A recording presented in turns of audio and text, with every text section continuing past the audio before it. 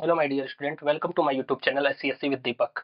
आज हम लोग फोर्थ चैप्टर पढ़ेंगे। देखो बेटा, मंडे MWF, मंडे वेडनेसडे और सैटरडे में हम लोग का क्या होगा, फिजिक्स एंड केमिस्ट्री, ये दो सब्जेक्ट चलेंगे। कभी केमिस्ट्री 2 डे इसमें 2 डेज हो जाएगा, तो कभी फिजिक्स 2 डेज हो जाएगी, तो 1 डे हमारी केमिस्ट्री हो जाएगी। तो कभी केमिस्ट्री 2 डेज होगी तो फिजिक्स 1 डे हो जाएगी। बाकी टीटीएस में जो है वो मैथ्स हमारा चलेगा।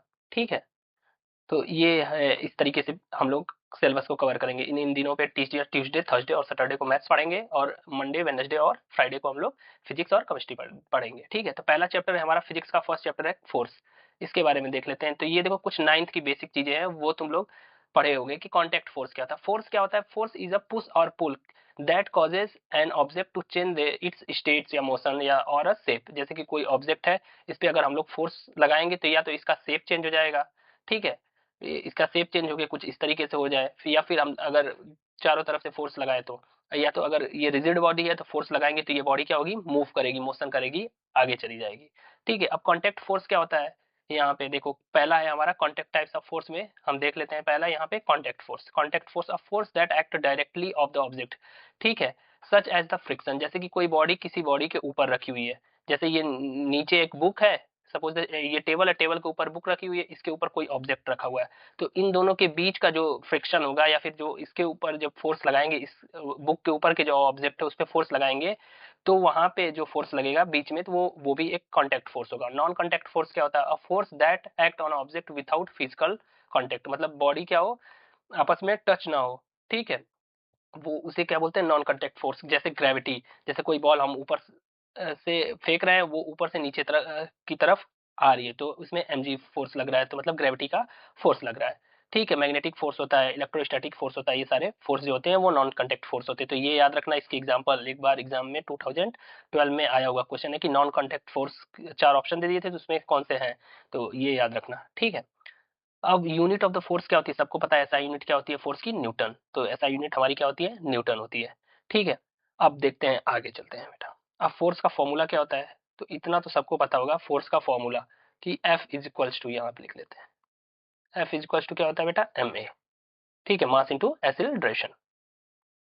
ठीक है, अब चलो नेक्स्ट पे चलते हैं। ये सब तो इतनी थी नाइन्थ की चीजें। अब आगे, अब देखो, momentum of a force and equilibrium, ये हमें पढ़ना है। यहाँ से तुम्हारा टेंथ अब स्टार्ट होता है।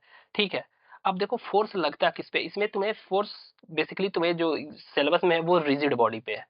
ठीक है, रिजिड बॉडी पे फोर्स जब रिजिड बॉडी बॉडी पे लगाया जाता है, कि रिजिडी का मतलब क्या हो गया, कि ठोस पदार्थ, कोई ठोस बॉडी है, उस पे जब फोर्स लगेगा तो वो दो टाइप्स के होते हैं, एक लीनियर या फिर ट्रांसलेटरी मोशन होता है, एक रोटेशनल मोशन होता है। ठीक है, तो एक देखो, अब जब अगर कोई ठोस पदार्थ है, ठीक है, तो अगर इस पे फोर्स लगाया जा रहा है, तो ये देखो, तो ये बॉडी क्या करेगी, सीधे मूव करेगी, तो उस मोशन को हम लोग लीनियर मोशन बोलते हैं। अगर यहीं पे अगर रिजिड बॉडी और एक और है, ठीक है, कोई रॉड है, ये समझ लो पतला सा, तो यहाँ पे अगर पाइवोट, पाइवोट का मतलब ये हो गया कि किसी रॉड को किसी जगह दीवार में या कहीं पे बांध दिए किसी को, या फिर इसको फिक्स्ड कर दिए, ये पॉइंट एक रॉड की ये फिक्स्ड हो गई, तो नीचे से हम यहाँ से या ऊपर से किसी तरीके से फोर्स लगाएंगे, तो ये बॉडी क्या होगी, ऐसे ऐसे ऐसे ऐसे मूव करेगी।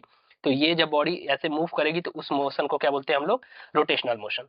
ठीक है, तो ये होता है रोटेशनल मोशन, जब हमारी बॉडी, जब बॉडी क्या हो, पाइवोट हो। ठीक है, तो पाइवोट होगी तब तब हमारा क्या होगा, रोटेशननल मोशन लगेगा, और जब बॉडी हमारी पाइवोट नहीं होगी, नॉन पाइवोट होगी, तो उस समय हमारा क्या होगा, लीनियर मोशन होगा। तो ये चीज याद रखना। ठीक है, when a force act stationary rigid body freely move to the move body starting moving in a straight path और direction applied by the force, जिस डायरेक्शन में हमारा फोर्स अप्लाइड हो रहा है उसी को लीनियर फोर्स बोलते हैं। ये हमारा रोटेशनल मोशन का ये डिफिनेशन हो गया। तो चीजें समझ में आई होंगी, डिफिनेशन तो तुम लोग इससे लिख के लर्न कर लेना। ठीक है, अब आते हैं, कुछ चीजें और हैं। अब देखो बेटा, अब क्या है कि जैसे कि अगर एक रॉड ले ले, एक दो एग्जांपल और बता देते हैं। ये रॉड है, ठीक है, अगर यहाँ पे रॉड है हमारा, अब रॉड ये एक फिक्स्ड पॉइंट है, कोई वॉल है उसमें, इस चीज को, रॉड को हमने यहाँ से फिक्स कर लिया, तो अब इस पे अगर जब हम फोर्स लगाएंगे, ठीक है, तो ये जब फोर्स लगाएंगे तो ये बॉडी क्या होगी, ऐसे ऐसे मूव करेगी। ठीक है, ये बॉडी हमारी क्या होगी, मूव करेगी। तो इसी को बोलते हैं क्या, turning effect. Turning effect of the force, इसको बोलते हैं बेटा turning effect of the force. ठीक है, अब इसी चीज को बोलते हैं मोमेंटम। ठीक है, अब यहाँ से यहाँ तक की कुछ डिस्टेंस रही होगी, जहां पे फोर्स लग रहा है, यहाँ से यहाँ तक की कुछ डिस्टेंस रही होगी, इसी को ले लेते हैं हम लोग डी। ठीक है, तो जो मोमेंटम होता है हमारा, मूवमेंट होता है वो क्या होता है, फोर्स इनटू परपेंडिकुलर डिस्टेंस, ये होता है। आई बात समझ में? अभी आगे और चीजें देखेंगे। ऐसे एक एग्जांपल और ले लो, अगर कोई वो दरवाजा हो किसी भी डोर का, तो ऐसे कुछ दरवाजा है, ठीक है, ये पॉइंट मान लो कि इसमें फिक्स्ड है, तो अगर हम यहाँ से अगर चाहे फोर्स लगाएं तो ये दरवाजा ओपन होगा? नहीं होगा। हमें फोर्स कहाँ पे लगाना पड़ेगा? यहाँ पे फोर्स लगाना पड़ेगा, यहाँ पे हम एफ अप्लाई करेंगे फोर्स को, तो दरवाजा इजिली क्या हो जाएगा, ओपन हो जाएगा। बट अगर हम चाहें कि यहाँ पे फोर्स लगाएं तो हमारा क्या होगा, दरवाजा उस टाइम पे ओपन नहीं होगा। ठीक है, अब ये सारी चीजें इतनी हो गई। अब देखो नेक्स्ट आगे क्या है। अब देखो ना आगे क्या है, मोमेंटम या turning effect of the force और अ टॉर्क। ये देख लो, इसके दो फैक्टर्स हैं, अभी मैंने पीछे समझा दिए क्या होता है मोमेंटम। देखो मोमेंटम, मोमेंटम का पहली चीज तो फॉर्मूला याद कर लो। मोमेंटम का होता है force into perpendicular distance. Force affecting the turning of a body, देखो the turning effect of a force on a body depend on the following two factors. ये दो फैक्टर पर डिपेंड करती है। पहली चीज तो magnitude of the force applied, magnitude क्या है फोर्स का, उस पर भी डिपेंड करती है, और डिस्टेंस पे, जितने परपेंडिकुलर डिस्टेंस है उस पे भी बेसिकली क्या होती है, ये दोनों डिपेंड करती है। तो देखो क्या ऐसा भी हो सकता है कि मोमेंटम जीरो हो जाएगा? तो मोमेंटम जीरो हो सकता है, तो हाँ बेटा मोमेंटम जीरो भी हो सकता है। जैसे कि एग्जांपल दिखा देता हूँ कि ये एक रॉड है, यहाँ पे फिक्स्ड पॉइंट है, अब फोर्स तुम यहाँ ना लगा के तुम यही तो इसका फिक्स्ड पॉइंट है, अब यहीं पे तुम फोर्स लगाओ, यहीं पे तुम फोर्स लगाओ, तो उस टाइम पे क्या होगा, डिस्टेंस हमारी क्या हो जाएगी, डिस्टेंस तो हमारी जीरो हो जाएगी ना। जब डिस्टेंस जीरो हो जाएगी तो ये जब डिस्टेंस हमारी जीरो हो जाएगी तो ऑब्वियसली सी बात है कि मोमेंटम हमारा जीरो हो जाएगा। ठीक है, अब ये देखो डिफिनीशन है, इसको याद रखना, ये डिफिनीशन है, याद रखना। The turning effect of on the body about an axis is due to the momentum of force और torque applied on the body. ठीक है, इसे मोमेंटम भी बोलते हैं या फिर और टॉर्क भी बोलते हैं, अप्लाइड ऑन द बॉडी, इसी को बोलते हैं क्या, turning effect of the force या फिर टॉर्क। तो ये इंपॉर्टेंट डिफिनेशन है, इसे लर्न कर लेना। अब आगे चलते हैं बेटा, measure of the momentum of a force. अब मेजरिंग इसकी यूनिट क्या होती है, देखो तो मोमेंटम, अभी तक तो हमने फॉर्मूला तो निकाल लिया कि टॉर्क को देखो ऐसे भी लिखते हैं, ये डिनोट करते हैं ऐसे टॉर्क को, ये जो टॉर्क है इसको इस तरीके से भी लिखते हैं, टॉर्क है मोमेंट। तो ये होता है फोर्स इनटू परपेंडिकुलर डिस्टेंस। अब देखो फोर्स क्या, फोर्स का हमें ऐसा यूनिट क्या है, न्यूटन, और इसका क्या है, मीटर। तो न्यूटन इंटू मीटर, ये हो गया, ये हो गया इसकी क्या यूनिट हो गई, एसआई यूनिट हो जाएगी। ठीक है, अब देखो, अब हम ये बोला the for producing maximum turning effect on the body by the given the force. तो अब ये हमसे पूछा जा रहा है कि मैक्सिमम कब होगा, क्या, कि मैक्सिमम कब होगा हमारा फोर्स, जैसे टॉर्क उस समय मोमेंटम या टॉर्क मैक्सिमम कब होगा। तो देखो बेटा मैक्सिमम कब होगा, चाहे एफ को भी हम मैक्स करेंगे या फिर डी को भी मैक्स करेंगे, तो दोनों दोनों से ही हमारा क्या होगा, मोमेंटम क्या हो जाएगा, मैक्स हो जाएगा, मतलब ज्यादा हो जाएगा। ठीक है, अगर दोनों से ही अगर मैक्सिमम अगर हम फोर्स को बढ़ाएं तो भी मोमेंटम ज्यादा होगा, डिस्टेंस को बढ़ाएं तब भी मोमेंटम ज्यादा होगा, लेकिन फोर्स को बेसिकली हम लोग नहीं बढ़ाते हैं, हम लोग ज्यादातर डिस्टेंस को बढ़ाते हैं। जैसे कि अभी मैं एक एग्जांपल देता हूं कि जैसे कि अगर ये डोर है, सपोज दैट, ठीक है, ये फिक्स्ड पॉइंट है, अगर यहाँ पे डिस्टेंस है, अगर डिस्टेंस हमारी ज्यादा रहेगी तो इजीली दरवाजा क्या होगा, ओपन हो जाएगा। ठीक है, लेकिन अगर हम यहीं यहीं से दरवाजा ओपन करें तो हमारा जल्दी दरवाजा ओपन नहीं लगेगा, फोर्स हमारा ज्यादा लगाना पड़ेगा। ठीक है, तो हम लोग यहाँ डिस्टेंस जब बढ़ा देंगे तो दरवाजा क्या होगा, इजिली ओपन हो जाएगा। ठीक है, तो मोमेंटम बढ़ जाएगा। तो ये सारी चीजें थी, तो वही चीज यहाँ नोट पॉइंट में लिखी है, इसे पढ़ लेना तुम लोग। अब आगे, अब ये देखो यूनिट है, ये भी इंपॉर्टेंट है कि यूनिट पूछ देता है कभी कभी, वन मार्क्स में आया हुआ है ये यूनिट ऑफ द मोमेंटम, तो unit of the force into unit of distance, दोनों की यूनिट का मल्टीप्लाई कर लो तो वही होता है unit of the moment. Clockwise and anti clockwise momentum क्या होता है, तो क्लॉकवाइज मोमेंटम और एंटी क्लॉकवाइज मोमेंटम क्या होता है, जैसे कि वॉच है, हमारी घड़ी है, तो घड़ी में जब हम ऐसे चलते हैं तो ये क्या होता है, एंटी क्लॉकवाइज, और ये चलती है ऐसे, ये क्या होती है, क्लॉकवाइज। तो एंटी क्लॉकवाइज में हमेशा क्या होते हैं, हमारी पॉजिटिव होती है, और क्लॉकवाइज में क्या होता है बेटा, हमेशा निगेटिव होता है। ठीक है, तो ये साइन कन्वेंशन है कि जब भी मोमेंटम अगर क्लॉकवाइज लग रहा है, जैसे कि अगर रॉड है, इस पे फोर्स ऐसे लग रहा है, ठीक है, तो ये क्लॉकवाइज का फोर्स लग रहा है, तो जो हमारा आंसर आएगा वो बेसिकली किस में आ जाएगा, एंटी क्लॉकवाइज में फोर्स लग रहा है तो वो क्या आंसर किस में आएगा, हमारा पॉजिटिव। लेकिन अगर फोर्स अपवर्ड से लग रहा है नीचे डाउनवर्ड की तरफ, तो हमारा एंटी क्लॉकवाइज हो जाएगा। तो इस समय आंसर जो आएगा हमारा किसमें आ जाएगा, निगेटिव आएगा। ठीक है, और ये याद रखना कि मोमेंटम एक कौन सी क्वांटिटी है, वेक्टर क्वांटिटी, क्योंकि इसके पास डायरेक्शन भी होती है। इस वजह से इसके पास क्या होता है, डायरेक्शन भी होती है, इस वजह से ये क्या है, एक वेक्टर क्वांटिटी है। ठीक है, देखो example of the momentum of a force, एक देख लो एग्जांपल हम तुम लोग को बता देते हैं क्या है। ये जैक स्क्रू है यूज टू, अब देखो ये जो गाड़ी को उठाया जाता है, जब पंचर हो जाती है गाड़ी या कुछ हो जाता है डैमेज, तो उसको उठाने के लिए देखो क्या किया जाता है, यही जैक स्क्रू है, इसको इसकी देखो डिस्टेंस को क्या की गई, बढ़ा दी गई। ये देखो डिस्टेंस लगी हुई है, ये डिस्टेंस बढ़ा देते हैं तो हमारा फोर्स क्या होता है, कम हो जाता है, कम लगता है, तो आराम से इसको जो कार है इसको ऊपर उठाया जा सकता है। ठीक है, तो वही एक एग्जाम्पल है। अब देखो कपल, कपल फोर्स में क्या आता है कि कपल फोर्स, अब ये देखो हमारे जो फोर्स होता है ये बेसिकली किसमें किस पे लगता है कि जब हमारी बॉडी क्या हो, नॉन रिजिड हो,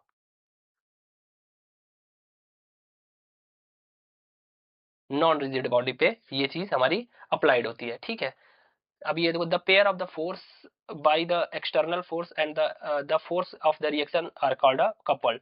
ठीक है, thus two equal and opposite and parallel force लगता है non acting along the same line for a couple. A couple is always needed to produce a rotation. देखो कपल फोर्स हमेशा क्या करता है, रोटेशनल मोशन करता है। ठीक है, सॉरी यहाँ पे नॉन रिजिड नहीं होगा। देखो क्या होता है बेटा, जैसे कि कोई रॉड है,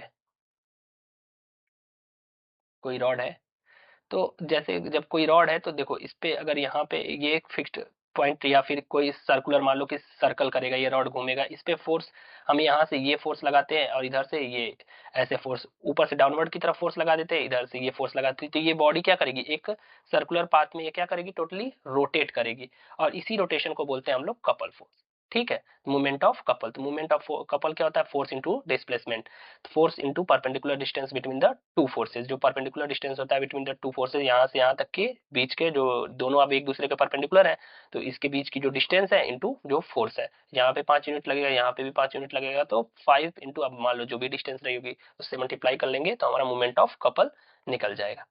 आई बात समझ में, अब आगे चलते हैं। इक्विलिब्रियम ऑफ अ बॉडी, अब इक्विलिब्रियम ऑफ अ बॉडी क्या होती है, तो इक्विलिब्रियम ऑफ अ बॉडी देखो तुम लोगों ने पढ़ा होगा कि इक्विलिब्रियम मतलब होता है कि मतलब कि इक्वल, कि कोई तरफ से फोर्स नहीं होता लगेगा। ठीक है, तो देखो इक्विलिब्रियम का मतलब बस इतना सा है कि नेट फोर्स जो होता है वो हमारा क्या होता है, जीरो हो जाता है, और क्या होता है, नेट मोमेंटम भी हमारा क्या हो जाता है, basically net momentum, net movement जो हो जाता है वो ऑफ फोर्स का क्या हो जाता है, वो भी हमारा बेटा जीरो हो जाता है। ठीक है, या बेसिकली बोल सकते हैं कि जो हमारा टॉर्क हो गया वो भी क्या हो जाता है, जीरो हो जाता है, उसी चीज को, उसी बॉडीज को या फिर उसी चीज को बोलते हैं क्या, इक्विलिब्रियम। अब ये बेसिकली टू टाइप्स की होती है।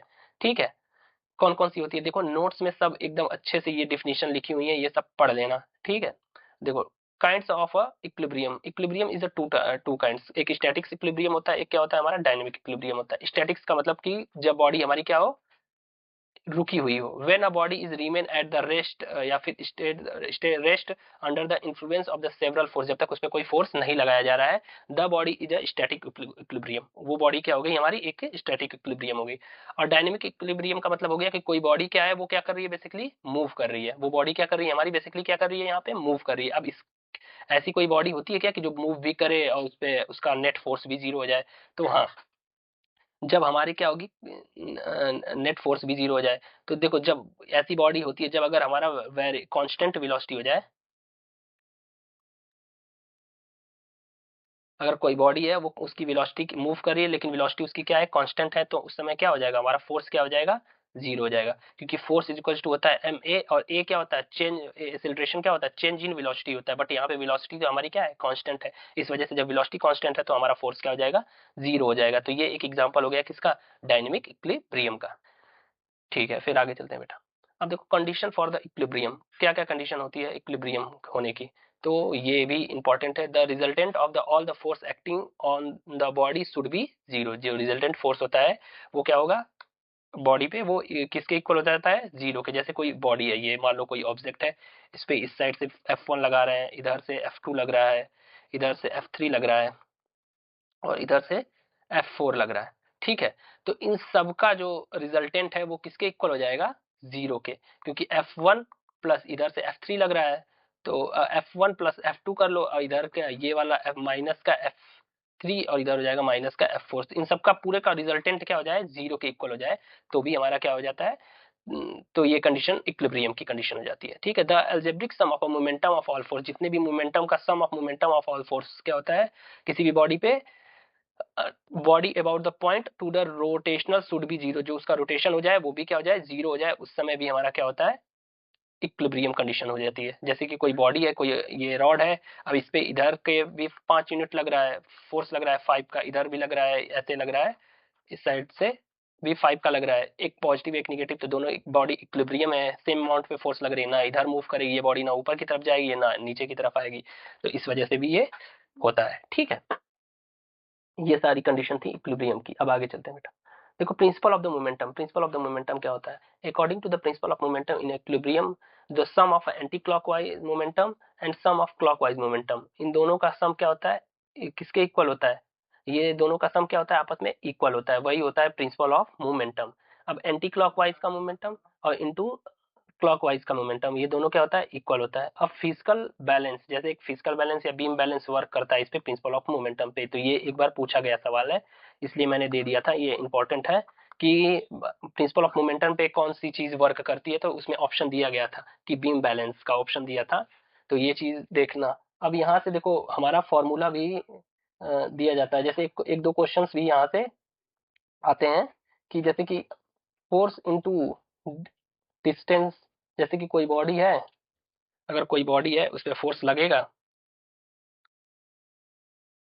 ऐसे कुछ बॉडी है, ठीक है, अब यहाँ पे अगर फोर्स लग रहा है F1 5 यूनिट का लग रहा है, और इसके बीच की डिस्टेंस है मान लो 2 मीटर, ठीक है, ये 5 नेट न्यूटन लग रहा है, और यहाँ पे फोर्स लग रहा है हमारा कितना, 10 न्यूटन का, और इसके बीच का डिस्टेंस हमें क्या करना है, फाइंड आउट करना है।